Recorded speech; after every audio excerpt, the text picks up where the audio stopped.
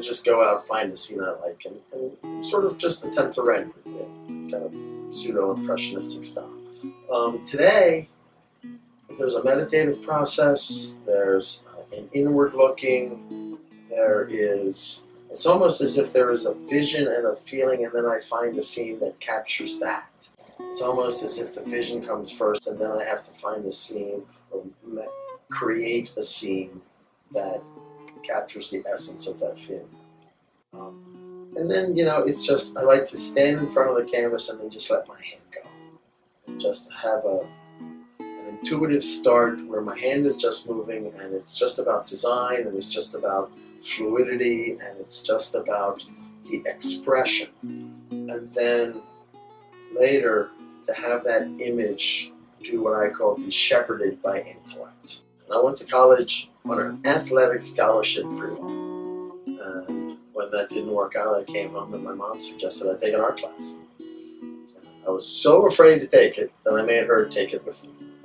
We both got A's. And what I've done ever since then.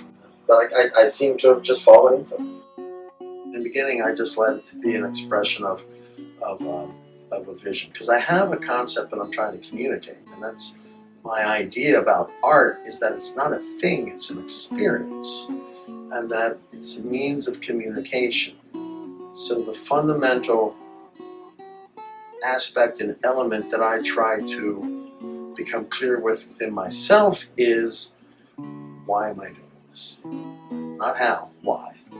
How will take care of itself, that's technique. But how, why am I saying this? Why and what am I trying to say?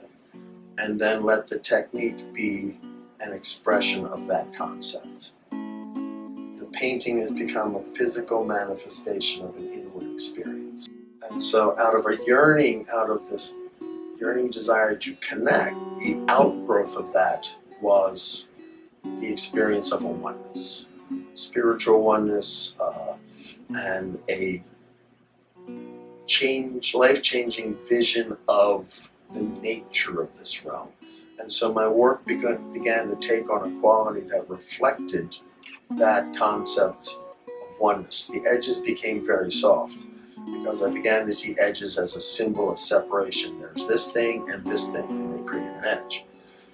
And so I began to soften the edges and simplify the forms, so that the feeling of the connection between the various elements in the competition was exaggerated.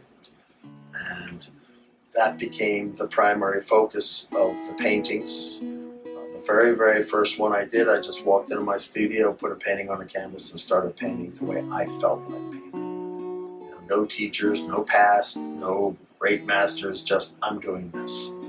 I have a vision, an idea. And I did it, and it's been an incredible change to my career ever since. And it's also been that deeply fulfilling experience of expressing something that I feel very strongly about and that I think would have great benefit for the world in general.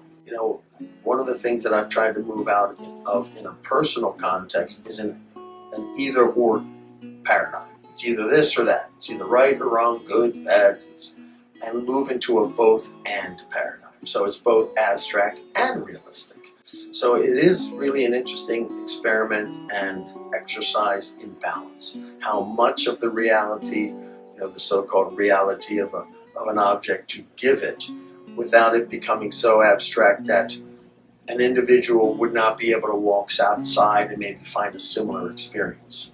Because what I desire for people from my painting is to look at the painting and to have an internal experience, and then when they move into nature and the landscape, to then see something similar and carry that experience with them and see that place or experience through new eyes.